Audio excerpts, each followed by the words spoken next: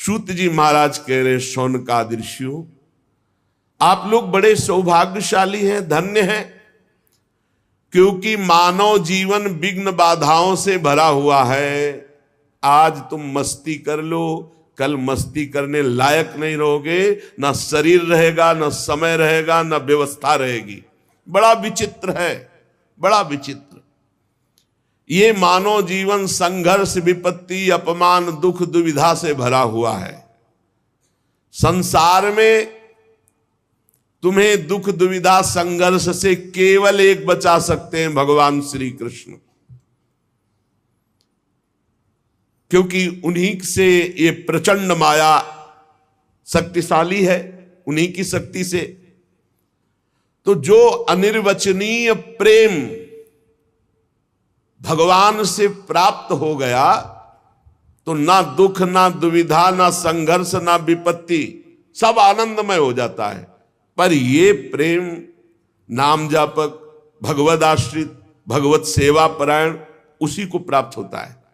तीन बातें खास: भगवान का आश्रय, नित्य निरंतर नाम जप और भगवत सेवा। बढ़िया बढ़िया आनंदमय जीवन हो जाएगा, परमानंदमय जीवन। फिर इस जन्म मरण रूपी संसार के भयंकर चक्र में तुम्हें नहीं आना पड़ेगा। सूत जी महाराज कह रहे, हे ऋषियों, आप बड़े सौभाग्यशाली हैं, आपका जीवन धन्य है। तीन बातें पकड़ लो, पकड़ लो। निष्कपट भाव से निरंतर भगवान नाम जप और दृढ़ भगवान के चरणों का भरोसा, और जो भी कर रहे हो ये भगवान की सेवा, अपने कर्तव्य को भगवान की सेवा, बढ़िया। उसे फिर इस संसार चक्र में, जन्म मरण के चक्र में नहीं आना पड़ता। बैठा लो हृदय में। हे ऋषियों, ऋग्वेदी शौनक जी और 88,000 ऋषि ये सब बैठे हुए। ये जो हम आपको सुना रहे हैं, ये भगवान श्री सुखदेव जी ने परीक्षित जी को सुनाया है। शौनक जी ने कहा, महाराज किस स्थान पर ये कथा श्री सुखदेव जी ने परीक्षित जी को सुनाई, कारण क्या था? मुनि श्रेष्ठ श्री कृष्ण द्वैपायन भगवान व्यासदेव जी ने इस परमहंस संहिता की रचना की। श्री सुखदेव जी महाराज तो बड़े योगी, समदर्शी, भेदभाव रहित और संसार निद्रा से जगे हुए महापुरुष हैं। वो प्रायः ऐसे छिप करके चलते हैं कि लोग उनको पागल समझते हैं। बड़ी ऊंची स्थिति श्री सुखदेव जी महाराज की। एक बार जब व्यास जी पीछे पीछे जा रहे थे सुखदेव जी के, तो वहां नदी में कुछ युवतियां स्नान कर रही थी। तो आगे सुखदेव जी दिगंबर निकले तो उनको कोई लज्जा नहीं आई, पर वस्त्र पहने जब व्यास जी निकले तो सब झट से बाहर आकर वस्त्र धारण कर लिया। आश्चर्यचकित होकर के व्यास जी ने उन युवतियों से पूछा, ऐसा भेद क्यों? मेरा जवान पुत्र 16 वर्ष की अवस्था दिगंबर, तुम्हें कोई संकोच नहीं, लेकिन मेरे को वयोवृद्ध को देख करके, वस्त्र धारण किए हुए को देखकर लज्जा क्यों? तो उनका, महाराज आपकी ज्ञान दृष्टि अमोघ है, पर आपकी दृष्टि में अभी स्त्री पुरुष है, परंतु आपकी पुत्र की दृष्टि में ब्रह्म के सिवा कुछ नहीं है। इसलिए मुझे कोई लज्जा संकोच नहीं हुआ, और आपकी दृष्टि में स्त्री पुरुष है इसलिए लज्जा लगी और हमने वस्त्र धारण किया। व्यास जी से ऊंची स्थिति श्री सुखदेव जी महाराज की। तो ये ऐसे महापुरुष कैसे परीक्षित जी के पास पहुंच गए और कथा सुनाए? क्योंकि ऐसे उच्च कोटि की अवस्था को प्राप्त, जो अवधूत वेश में पहचाने ही न जा सके, तो कुरजांगल देश में जाना, हस्तिनापुर में, फिर वहां जड़वत व्यवहार वाले महापुरुष को पहचान लेना, पांडव नंदन राजर्षि परीक्षित, ऐसा सौभाग्य कैसे उदय हुआ कि महान परमहंस श्री सुखदेव जी उनको उपदेश दिए। महाभाग मैं सुनना चाहता हूं। श्री सुखदेव जी गृहस्थों के घरों में अगर कभी भिक्षायाटन के लिए गए तो बहुत विनय करने पर उतनी देर रुके जितनी देर गाय दुही जाती, इससे ज्यादा कभी नहीं रुके। फिर 7 दिन रुककर कथा सुनाला ऐसे महापुरुष को। सूत जी हमने सुना है अभिमन्यु नंदन महाराज परीक्षित भगवान के बड़े प्रेमी भक्त थे। उनके जन्म में भी बड़ा आश्चर्यमय प्रसंग घटा। ये पांडव वंश के गौरव बढ़ाने वाले सम्राट थे, भला इनको शाप क्यों मिला? ऐसे भगवत प्रेमी, ऐसे धर्मात्मा राजा। और फिर ये सर्वस्व त्याग करके आमरण अनशन व्रत लेकर गंगा किनारे बैठ गए।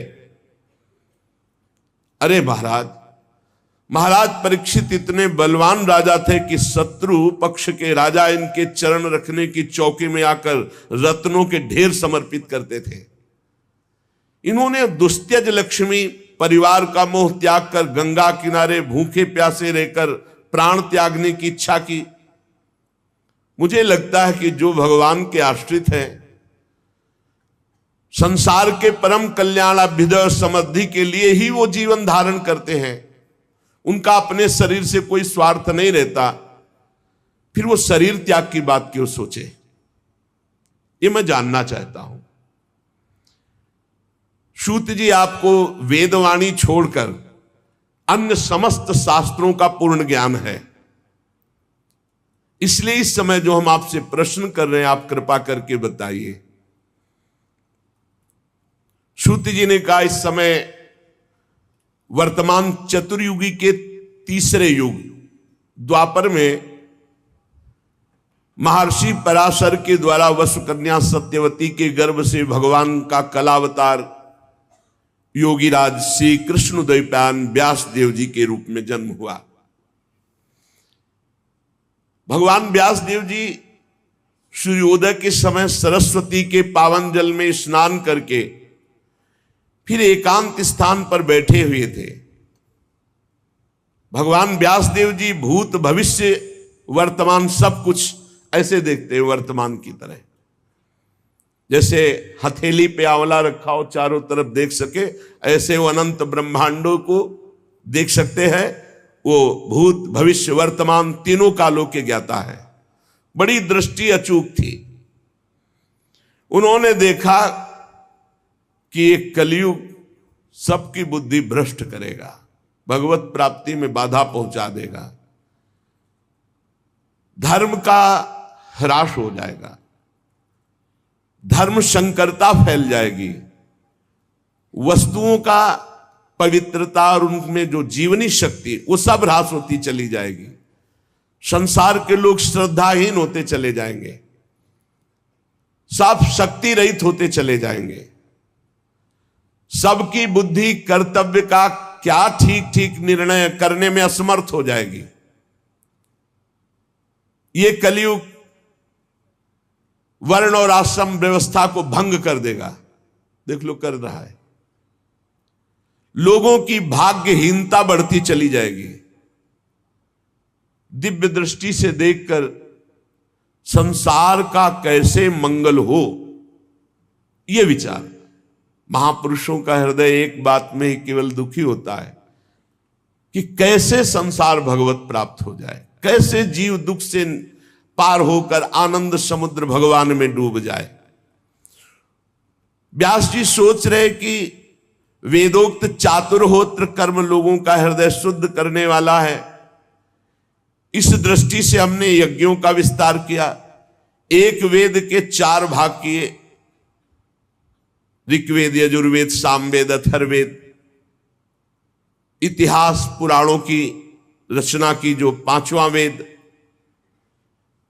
ऋग्वेद को पैल ऋषि, सामगान को जैमिनी ऋषि, यजुर्वेद के एकमात्र स्नातक वैशंपायन जी, अथर्ववेद में दरुण नंदन सुमंत मुनि जी, इतिहास और पुराणों में उग्रश्रवादी कह रहे मेरे पिता रोमहर्षण जी।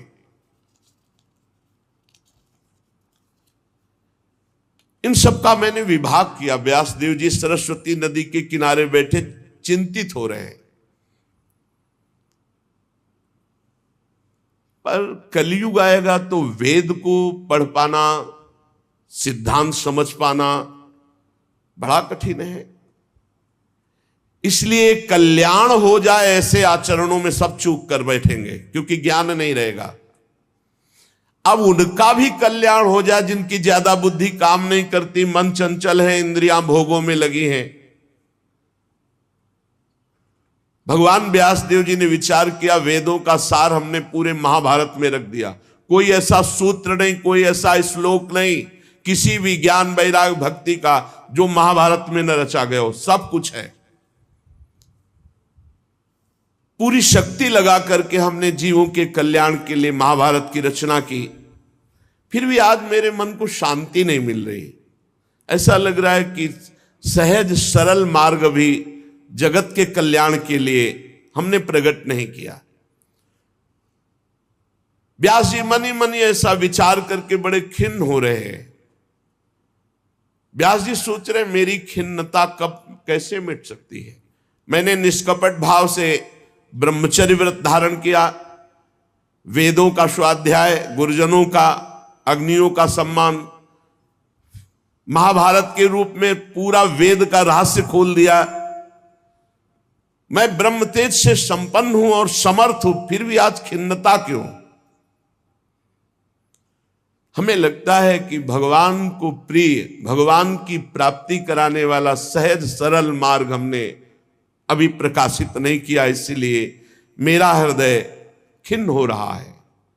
भगवान व्यासदेव जी इस प्रकार जब खिन्न होकर सोच ही रहे थे, तभी देखा वीणा की झनकार करते हुए नारायण नारायण देवर्षि नारद जी। देवर्षि नारद जी को आया देखकर व्यास जी खड़े हो गए और देवर्षि नारद जी का पूजन किया। सुखपूर्वक वीणा पाणी भगवान नारद जी को विराजमान किया, पूजन किया।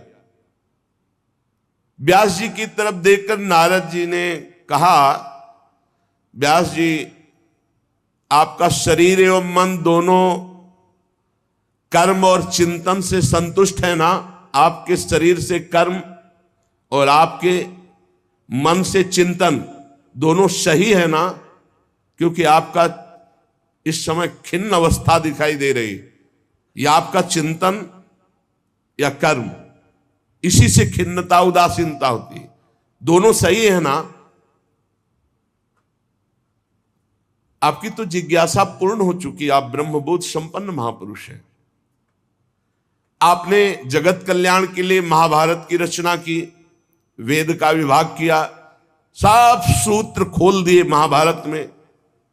सनातन ब्रह्म तत्व को भी खूब विचारा है आपने, जाना है, अनुभव किया है। फिर आपका जो आज हम दर्शन कर रहे हैं ठीक नहीं लग रहा। ये अकृतार्थ पुरुष की तरह आप खिन्न क्यों दिखाई दे रहे हैं? व्यास जी ने कहा, आपने मेरे विषय में जैसा देखा ठीक वैसा ही मैं खिन्न हूं। मेरा हृदय संतुष्ट नहीं है सब करके, पता नहीं क्या कारण है। हे देवर्षि नारद, आपका ज्ञान अगाध है, आप साक्षात ब्रह्मा जी के मानस पुत्र हैं, इसलिए मैं आपसे अपनी खिन्नता का कारण जानना चाहता हूं। आप सूर्य की भांति तीनों लोकों में स्वच्छंद भ्रमण करते हैं, कहीं रोक टोक नहीं। योग बल से आप प्राणवायु के समान सबके भीतर अंतःकरणों में क्या हो रहा है जान सकते हैं, सबके साक्षी। योगानुष्ठान नियम द्वारा परब्रह्म और शब्द ब्रह्म दोनों की पूर्णता ये आप में है। इसलिए आप कृपा करके बताइए कि मेरा मन खिन्न क्यों है? भगवान व्यास जी ने कहा। नारद जी ने कहा, व्यास जी एक शब्द में बोल दूं? आपने बहुत घुमा घुमा कर सब चर्चाएं की, लेकिन सीधी भगवत प्राप्ति की, भगवान की चर्चा नहीं की। जो एक मात्र भगवान की चर्चा जो भगवान की प्राप्ति करा दे। इसलिए भवतानुदित प्रायम यशो भगवतो अमलम ये नई वासौ न तुष्येत मन्ने तद्दर्शनम खिन्नम। आपके दर्शन की खिन्नता का कारण मैंने जान लिया। आपने एकमात्र सहज ऐसा उपाय नहीं रचा जिससे भगवान की महामहिमा का गान करते हुए भगवत प्राप्ति हो जाए। आपने धर्म का, अर्थ का, काम का, मोक्ष का, सबका वर्णन किया। वेदांत मोक्ष का है, लेकिन श्री कृष्ण प्रेम प्राप्ति, श्री कृष्ण की सहज में प्राप्ति, ऐसी महिमा का वर्णन, थोड़ा थोड़ा वर्णन सब है। महाराज जिस वाणी से, चाहे वो रस भाव अलंकार आदि से युक्त क्यों न हो, जगत को पावन करने वाले भगवान श्री कृष्ण का यश गान नहीं होता, वो वाणी अपवित्र मानी जाती है, वो सुनने योग्य नहीं है। मानसरोवर के कमनी कमल वन में विहार करने वाले हंसों की भांति भगवत धाम में विहार करने वाले भगवत चरणारविंदाश्रित परमहंस कभी ऐसी वाणी नहीं सुनते।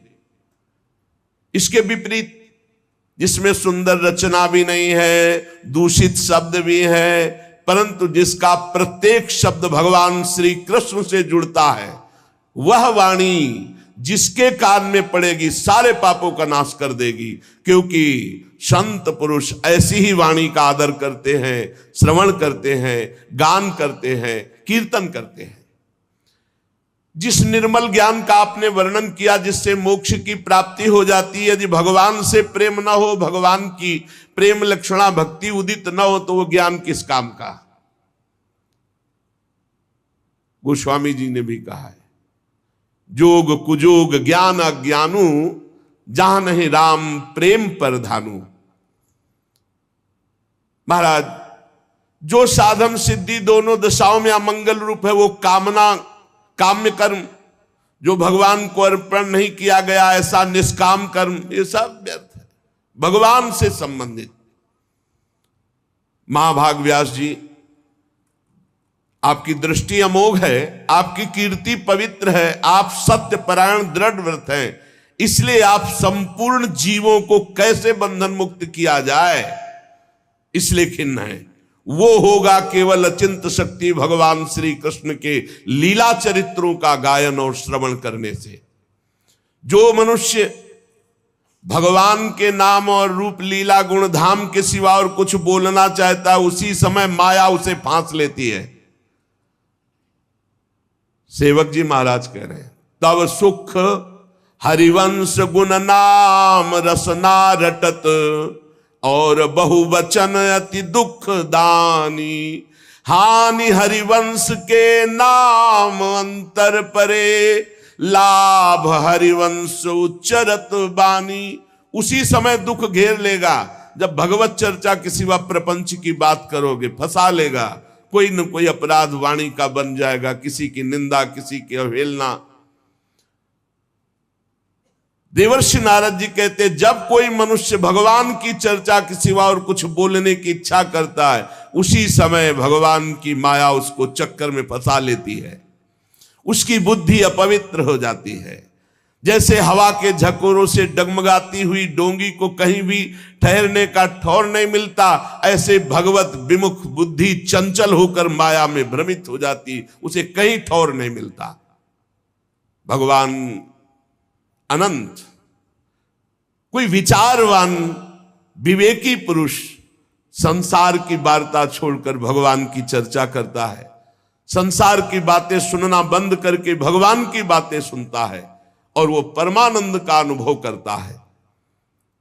इसलिए जगत के कल्याण के लिए अब आप भगवान की लीलाओं का गायन कीजिए। बड़ी जोर की बात देवर्षि नारद जी यहां कह रहे, त्यक्त्वा स्वधर्मम चरणाम्बुजम हरे, भजन पक्कोथ पते ततो यदि। बहुत जोर की बात है।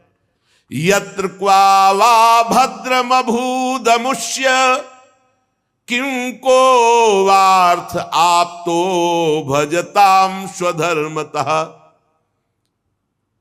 जो अपने धर्म का त्याग करके भगवान की शरण में हुआ, मर गया, कोई भजन साधन नहीं बना। जैसे आज सुना आपने और शाम तक शरीर पूरा हो गया, कोई भजन साधन नहीं बना। भजन न तो परिपक्व हुआ न साधन बना, तो बोले क्या उसका मंगल हो सकता है? अभी कोई साधना नहीं बनी, कोई भजन परिपक्व नहीं हुआ, क्या मंगल हो सकता है? नहीं, इतने मात्र से भगवत प्राप्ति, भगवान की शरण में हुए। त्यक्त्वा स्वधर्मम चरणाम्बुजम हरेर। ये बात समझना होगा कि अब तो सर्वधर्मान परित्यज्य मामेकम शरणम व्रज। जो भगवान ने आदेश किया अब मैं वही स्वीकार करता हूं। त्यक्त्वा स्वधर्मम चरणाम्बुजम हरेर। ये अंदर की बात है। आज सत्संग सुना और मन में निश्चय किया कि अब सब धर्म कर्म भगवान के लिए, अब तो मेरे जीवन का एकमात्र लक्ष्य श्री कृष्ण, और मर गया, कोई साधन भजन नहीं हुआ। भजन न पक्कोथ पते ततो यदि। न भजन हुआ न कोई परिपक्व अवस्था आई, तो क्या होगा? यत्र क्वा वा भद्र मभूदमुष्य। क्या उसका मंगल हो सकता है? बोले कदापि नहीं। सीधे शरणागति का फल, सीधे शरण की प्राप्ति। और जो धर्मानुष्ठान खूब कर रहा, भगवान की शरण में नहीं, भगवान का भजन नहीं करता, तो बोले क्या कभी उसका मंगल हो सकता है? नहीं। क्यों? ऐसे ऐसे अपराध बन जाएंगे। मान लो एक वैष्णव निंदा बन गई तो पूरे जीवन का स्वधर्मानुष्ठान सब चाट लिया। साधु अवज्ञा तुरंत भवानी, कर कल्याण अखिल के हागी। भक्तन निंदा अति बुरी भूल करे, जिन कोई किए सुकृत बहु जन्म के क्षण में दारे खोए। कौन सा लाभ मिल जाएगा यदि हरि से विमुख होकर धर्मानुष्ठान करता है? और हरि के शरणागत हो गया, सब धर्मों को भगवान के चरणों में समर्पित कर दिया और शरीर छूट गया, कोई भजन परिपक्व नहीं हुआ, तो भी उसे भगवत प्राप्ति होगी, क्योंकि वो भगवान की शरण में। त्यक्त्वा स्वधर्मम चरणाम्बुजम हरेर। भजन न पक्कोथ पते ततो यदि। पक्का नहीं हुआ, सिद्ध नहीं हुआ, कुछ नहीं, शरीर छूटा भगवान को। क्यों? भगवान की शरण में था। भगवान का उभय भांति ते आनो, दोनों स्थिति में लाओ, चाहे वो कामना से हो चाहे निष्कामना से, चाहे जैसे भाव से हो। अगर मेरे शरण में आ गया तो भगवान करे कोटि विप्र बदला गए, जाहू आए शरण तजो नहीं था। इसलिए बुद्धिमान पुरुष को चाहिए कि भगवत आनंद की प्राप्ति के लिए, दुख निवृत्ति के लिए एकमात्र भगवान की शरण ले लो। भगवान खुद गीता जी में कह रहे, दैवी है सा गुणमयी मम माया दुरतया मामे वे प्रपद्यन्ते माया में ताम तरंत ते। जय घोष है, तर जाएगा। वही बात देवर्षि नारद जी कह रहे हैं। तिनके से लेके ब्रह्मा तक ऊंची नीची योनियां सब कर्म के फल स्वरूप हैं। ये स्वयं प्राप्त नहीं होती, कर्म के अनुसार प्राप्त होती है। लेकिन भगवान की शरण में हो जाए तो शरण मात्र से भगवत प्राप्ति, माया मुक्ति। शरण हो जाए, हृदय से हो जाए। संसार के विषय सुख में तो चीटा चीटी पशु पक्षियों को भी वही भोग सुख मिल रहा है जो तुम मनुष्य शरीर में, कर्म के अनुसार सब। लेकिन इस कर्म के चक्र से निकाल करके परमानंद की अनुभूति, ये तो त्यक्त्वा स्वधर्मम चरणाम्बुजम हरेर, ये भगवान श्री कृष्ण के चरणों के आश्रय से होगी। बहुत ध्यान देने योग्य बात है, इससे बहुत पुष्टता होती है। व्यास जी भगवान श्री कृष्ण के चरणों का आश्रय ले लिया, शरणागत हो गया वो जन, पर उसमें बुरा भाव अंदर अभी है, बहुत बहुत जोर की बात है, तो भी वो संसार में जन्म मृत्यु के चक्र में नहीं आएगा। ना वही जनो जातु कथन चनाब्रजेन मुकुंद सेव्य न्यवदंग संस्कृतिम स्मरन मुकुंदांघ्युपगूहनम पुनर् विहातुमिच्छेन्न रसग्रहो यतः। बड़ी बात है, बड़ी बात है, इसी से मस्ती आती है। भगवान श्री कृष्ण के चरणारविंद का शरणागत सेवक हो गया और उसमें दैवात बुरा भाव है, बुरा भाव, धर्म विरुद्ध आचरण, तो बोले क्या वो अन्य मनुष्यों तरह दुर्गति को प्राप्त होगा? बोले ना, वो जन्म मृत्यु संसार में नहीं आएगा। ये है हमारे प्रभु की लात न प्रभु चित चूक किए की करत सुरत सहवार ही की जय घोष है। संस्कृतिम चक्र में अब नहीं आ सकता, बुरा भाव भी है, पर भगवान का शरणागत, इसीलिए कहा गया है कि भगवान जो गीता जी में कह रहे कि साधुरेव समंतव्य, उसे मानो साधु है। साधु को साधु मानने के लिए नहीं कहा जाता, जो साधु नहीं है उसको साधु मान। मेरी शरण में आ गया पिचेत्सु दुराचारो भजते माम अनन्य भाग, साधुरेव समंतव्य सम्यक व्यवसिता ऐसा। अब वो दुराचारी गति को नहीं जाएगा, वो मेरे को प्राप्त होगा। यह है भगवान की शरणागति।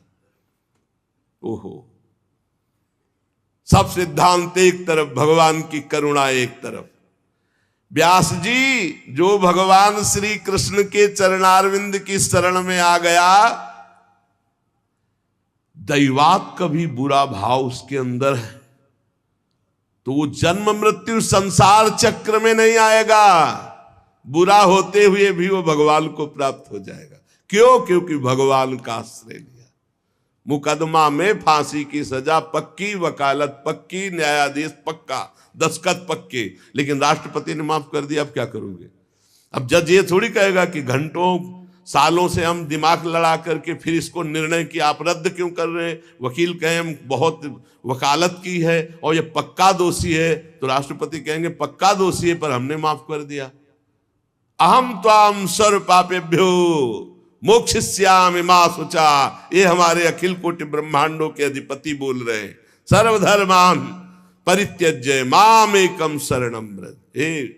छाती फूल जाती है बात सुनकर, नहीं तो एक एक कर्म का बहुत बड़ा बड़ा हिसाब है। यहां कह रहे व्यास जी जो भगवान श्री कृष्ण के चरणारविंद की शरणागति स्वीकार कर ली, उसमें दैवात बुरा भाव, दैव कहते प्रारब्ध, प्रारब्ध के अनुसार बुरा भाव, तो क्या वो जन्म मृत्यु संसार चक्र में आएगा? कभी नहीं।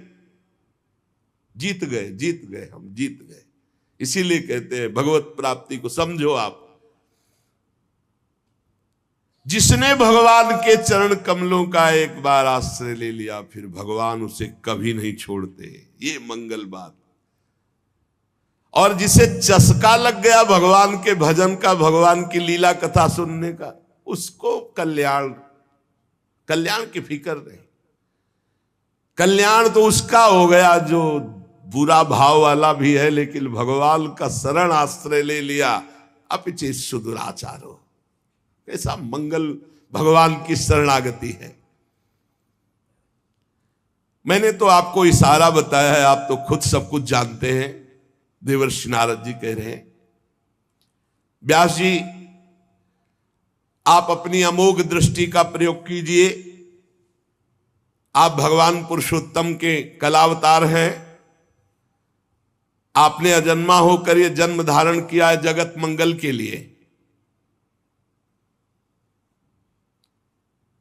ये तपस्या, वेदाध्ययन, यज्ञानुष्ठान, स्वाध्याय, ज्ञान, दान, तीर्थयाटन, इन सबसे भगवत प्राप्ति नहीं। श्री कृष्ण लीला गुणों का गायन करके श्री कृष्ण की शरणागत होकर श्री कृष्ण का नाम जप, ये भगवत प्राप्ति कराएगा।